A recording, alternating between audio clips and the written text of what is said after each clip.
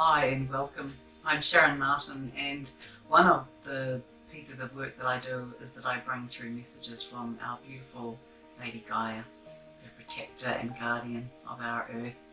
And so this month I've gathered lots of information from her, and it's my privilege to share them with you. So I've got a lot of notes, I'll be reading them, and I am trying to just sort of pull out the highlights of things because a huge amount has happened over this month of January, as of course I'm sure you are aware. So I spoke to her about the fires, and I know fires, especially in Australia, which is very close to me here in New Zealand, and I asked her about those, and she said it's purging. So in 2018 she spoke to me about this, that the earth would be going through a lot of purging and clearing, that it would come through the elements, it would come in the variant forms of weather. So that would include volcanic eruptions, fires, earthquakes, floods, downpours, torrential rain, tornadoes, and all sorts of weather that often would show up in spiraling patterns. So this is an example of that. She says of this particular thing, and we know that there are other aspects to this, there are other layers that occurred in this three-dimensional physical world, but I'm just telling you from her perspective what this was about. So she said there must be recognition of the ancient wisdom held by the Indigenous ones. These Aboriginal peoples of Australia hold some of the most ancient wisdom on the planet. They are in connection with the cycles of the earth and having an understanding of not just the annual seasons and cycles, but the undulating patterns over long periods of time. They are able to read in the movements and in the temperatures of the winds these changes, and the lines and the patterns of the sands.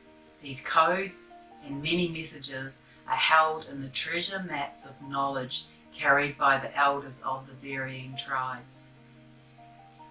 The veneration of this wisdom and the wisdom keepers must be upheld.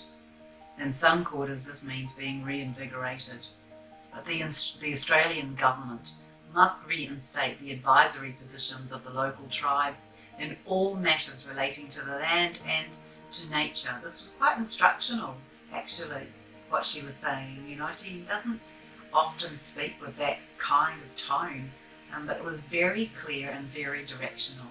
This devastation of plant, bird and animal can be recovered, she's saying, and reinvigorated, and that will happen in a way that cooperates in collaboration and mutual trust and respect. And the animals have an understanding of their role in this. So on the 4th or the 5th of January, I went down to see her, and she was dancing. She was saying, new game board.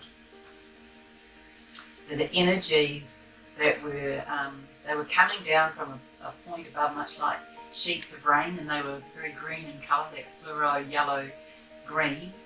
They formed a pyramid, this triangular pyramid, but joined in curved lines, like sort of three sheets of this rain, if you like, this fluoro green rain.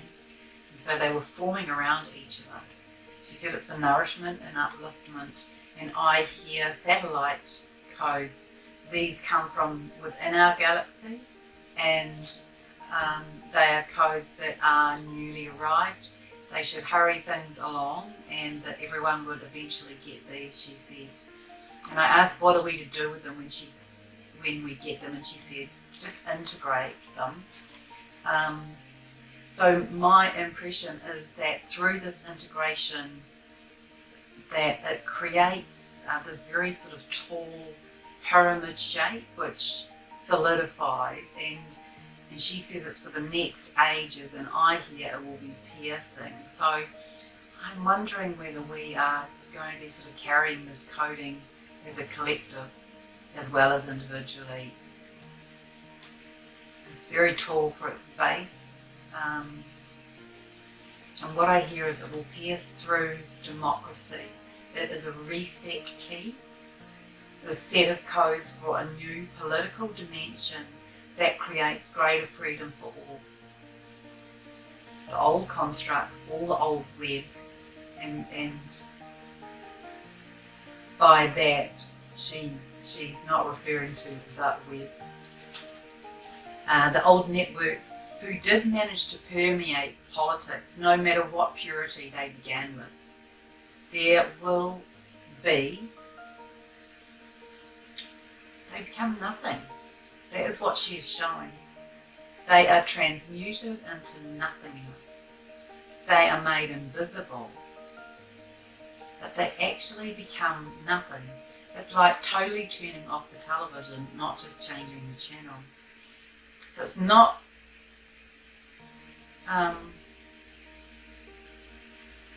it's not that they become invisible and are hidden.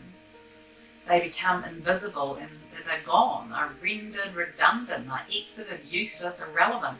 They have a non-effect. And it feels like a new seeding point, this key code. And Gaia says the timing will become evident. So on the 9th of January, it was interesting in the cave, we morphed into something that was a bit like a jet plane and went off into the ethers and sent these, what Gaia called these transformation bombs off into the ethers above Africa and above both of the American continents, both north and south. And Gaia is saying that right now for all of us it's time for us to hold space and to just keep checking in and refining the strategies as all of this unfolds. And so, you know, all of this we do on an individual level and as well as a collective level, as well as a planetary level. So it's about finding out what works for you and staying in alignment, finding your way to be in the highest vibration possible, reaching for the highest timelines, whatever's for your highest good, your highest potential.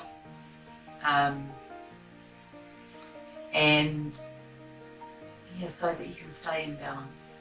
So there were lots of craft in the earth on this day, and they were very small craft. They just had one driver, pilot, whatever you like to call it, and they had this translucent bubble sphere that sat on the top of it. Lots of them, and they're very sleek. They don't make any noise. They're totally silent.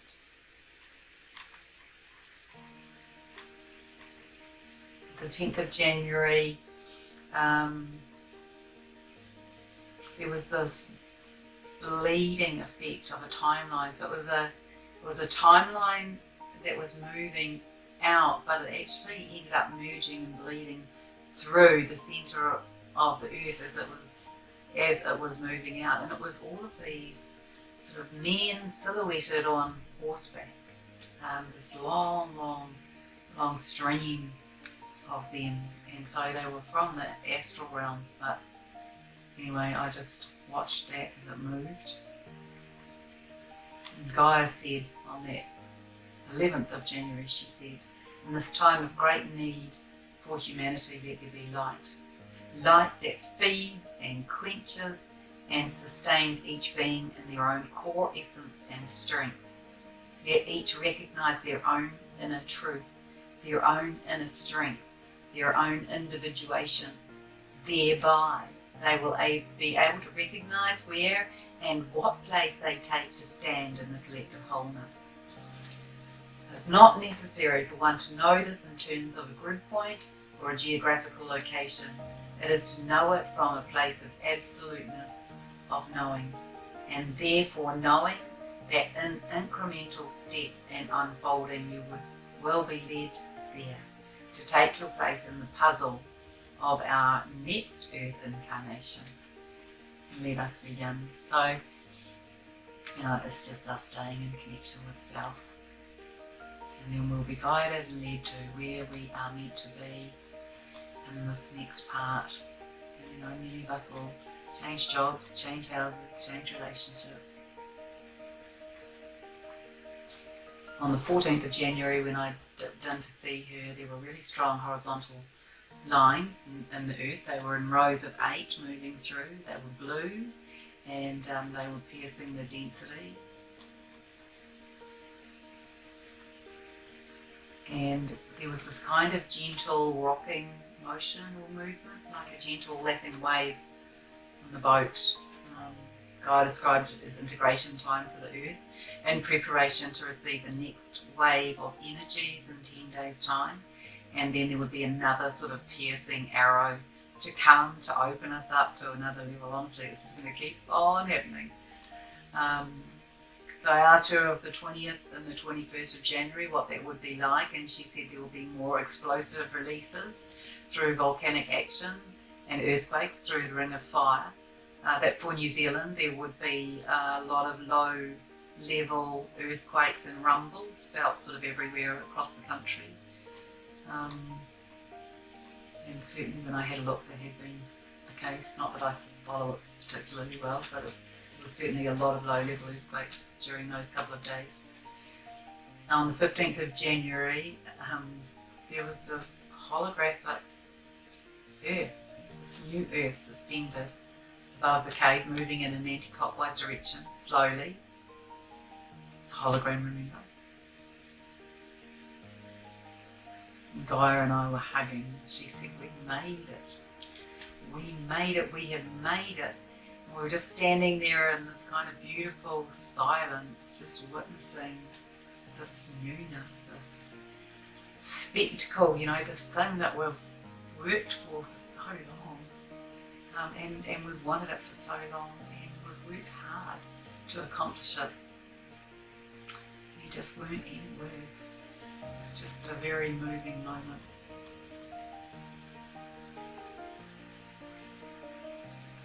On the 16th, she was sending out golden, pulsating light from her heart, shaped in arches, a new frequency and a new pulse.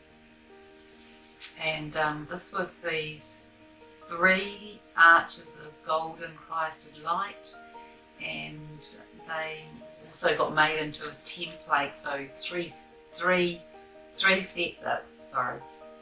arches in a set, and each set was put into a template that represented something that looked a lot like a 4-leaf clover, and then that was put into our ascension spiral that comes up from the core of the earth. And the message for humanity was this: be, breathe, witness and release. Breathe, relax, be in knowingness and integrate. And then be in timelessness, in expansion and in heart breath. So breathing in and out through the heart. Rest, be in knowingness, evolution and newness. On the 19th of January, as I travelled into Gaia and grounded in at the Earth's surface, I activated the grid lines in a very conscious, obvious way, and they had changed. So the colour is now a pink mauve, and the shapes are made up of pentagons, 5-sided shapes. And Gaia shows that new galaxies are forming in the outer belt of Orion, and this is because of the shift that the Earth has made. The stardust of creation forming, she says. It's like watching a hanging mobile made from strong wire and nylon, watching the balancing with shapes suspended, and often they were in the shapes of spheres and pyramids as they were finding their balance and their spin. And Gaia says that many off-planet beings are holding space now as the Earth and its inhabitants are finding their own personal balance points and equilibrium. But oh, she says, all are doing so well as I knew you would. On the 22nd of January, was a bit of a turning point for me on a personal note. I have spent really the last 6 months in a lot of exhaustion. So I'm grateful that I haven't been in pain, but I have been very exhausted and moved through waves of it. Times at night where I don't sleep at all, and then other nights where I just crash and I'm just out to the count.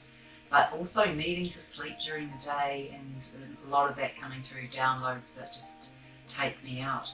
So I really, it's taught me a couple of things. It's taught me to learn to be very present and just be with what is, and to not push. So I've had a great history of being a push person to make things happen. So it's really been teaching me to operate in a new way.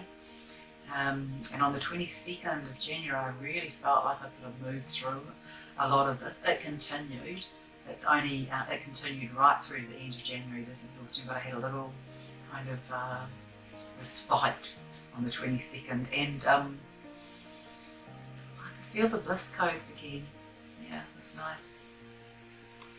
And Gaia's guidance to all of us at that time was to be with what is, to accept, to allow, to be the witness and the observer. And the thing about being an allowance and an acceptance of what is that you aren't forming a resistance. And as soon as you form a resistance, then you create this push, and so there's this tendency for things to push back.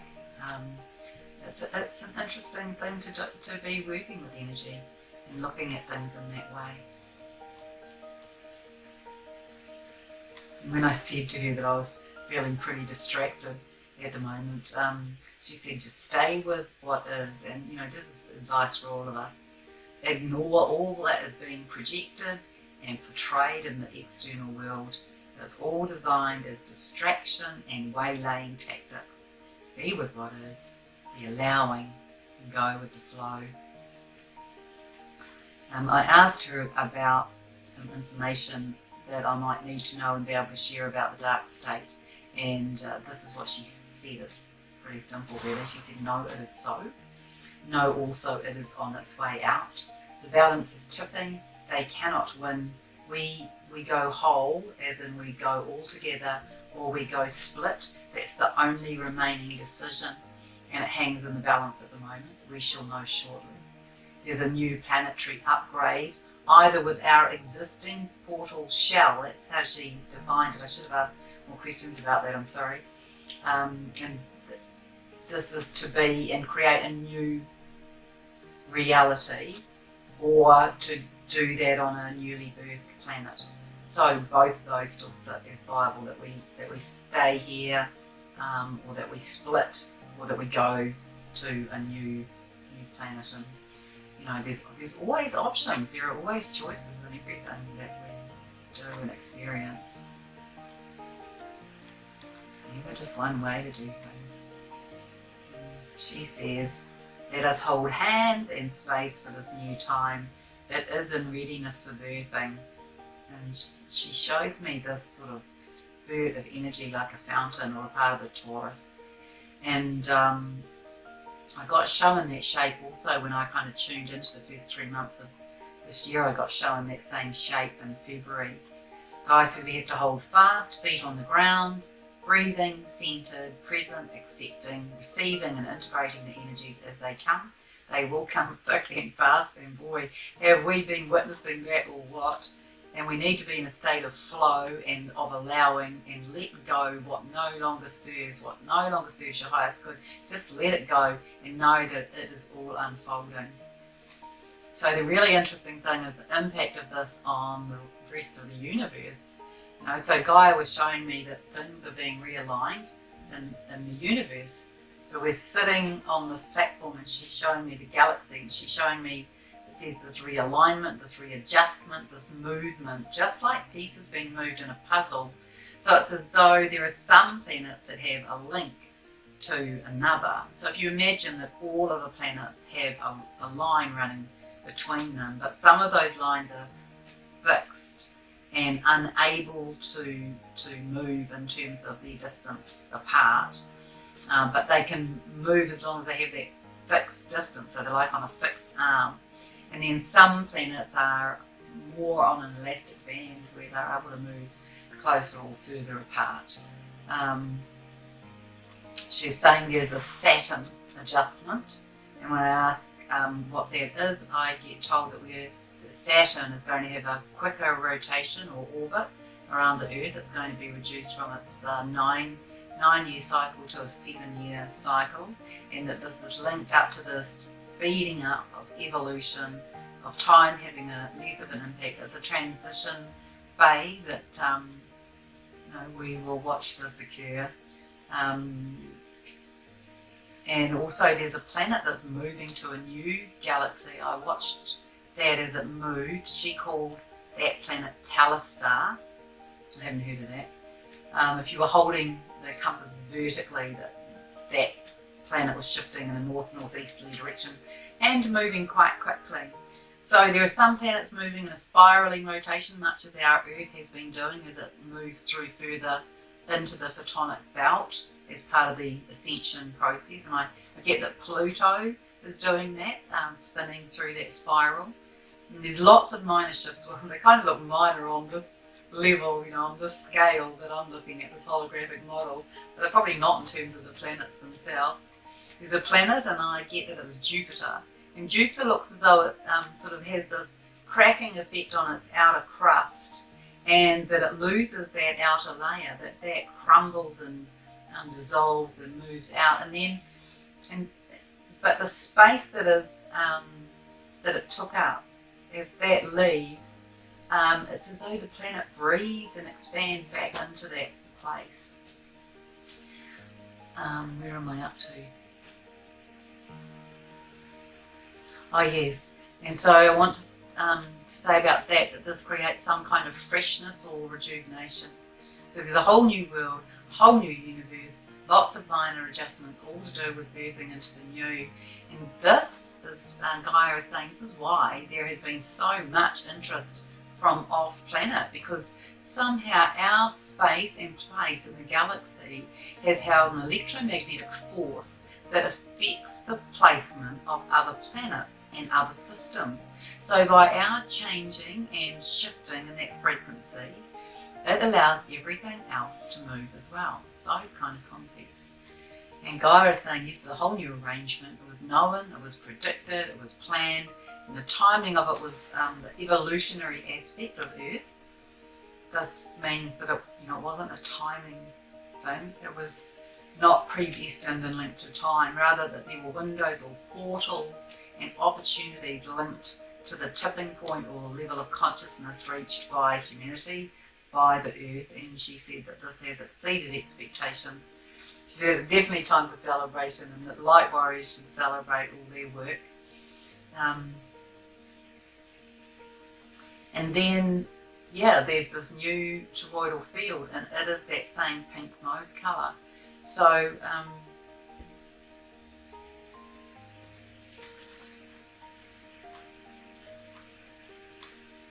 it's this mauve pink light, and it's related to the balancing of the masculine and the feminine aspect. So this again is occurring at a micro and a macro level. So within ourselves, each of us, whether we present as male or whether we present as female, each of us holds masculine and feminine energies. And so it's that balancing our internal energy systems. The planet is doing the same. And interesting, I read something the other day, and I'm so sorry, I don't remember where I read it and who wrote it, but it was a match with some of this. So I was out in the universe, as I do, and I came across it was like I went to the edge of our galaxy, and there was a skin there, much like a very transparent balloon, and it was butting up against another skin. Now that's how I see the dimensional edges. But there was this it was like this pushing, as though they were each, expanding and pushing against one another. But this article I read spoke about the Andromedan galaxy and the Milky Way galaxy merging.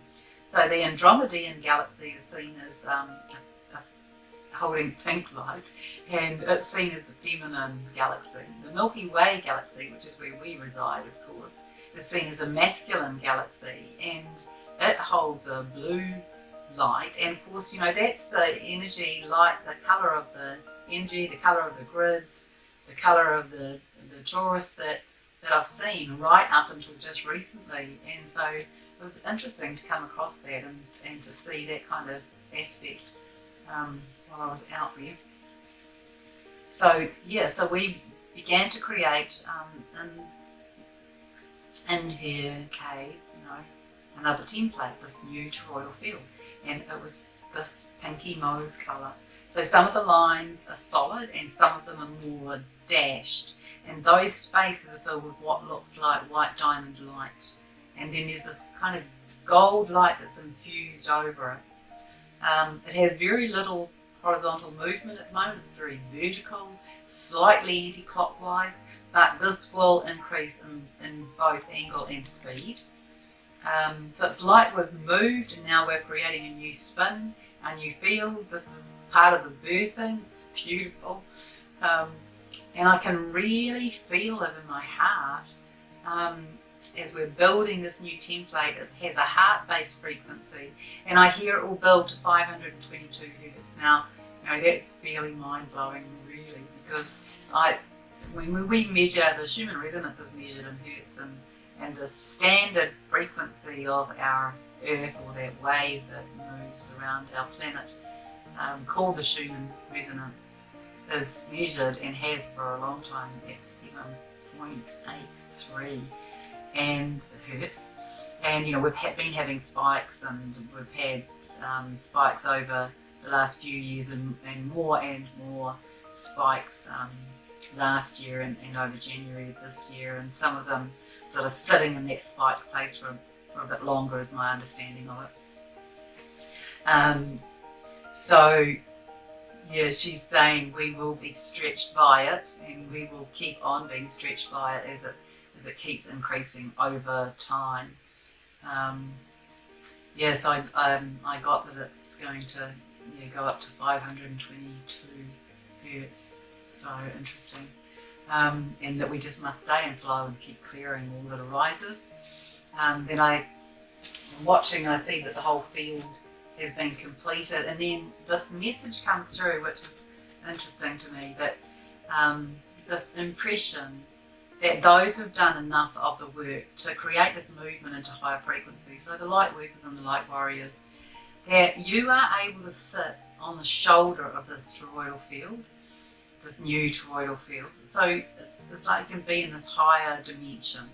So you can be slightly separate, which is interesting, isn't it? It's an interesting concept. It kind of comes with that notion that we can be a little bit split, but we have to help. That's why we're here. So it's like we can have this resting place. You know, it's like the holiday, the holiday park. We can go to the holiday park. We can sit on the shoulder of the new toroidal field and soak in that fifth dimensional frequency. And then we can drop on down and help this new wave of awakening souls, which of course is a massive wave of souls. And we can help them to move. But we've got this little holiday place where we can go and sit on the toroidal field, sit on the shoulder as a rest. And also we built another template this week, which is a bit like a clothesline. It just has 3 rotation arms. It spins clockwise, and it's a 3-dimensional tool or template, and it's for removing further 3-dimensional dross.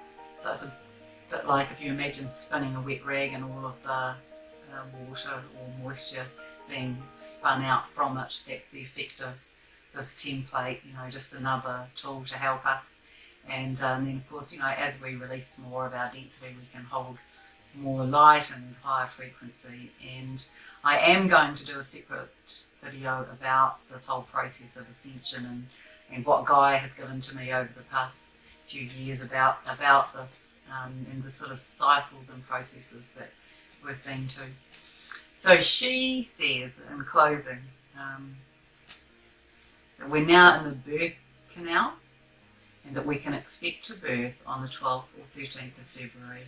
So let us look forward to that And I have no idea what that looks like at this point in time, but if I do find out, I will let you know. But let us see what that brings, and I wish you a beautiful, magical February, and I'll be back in touch to bring you further updates from Lady Gaia. So much love to you.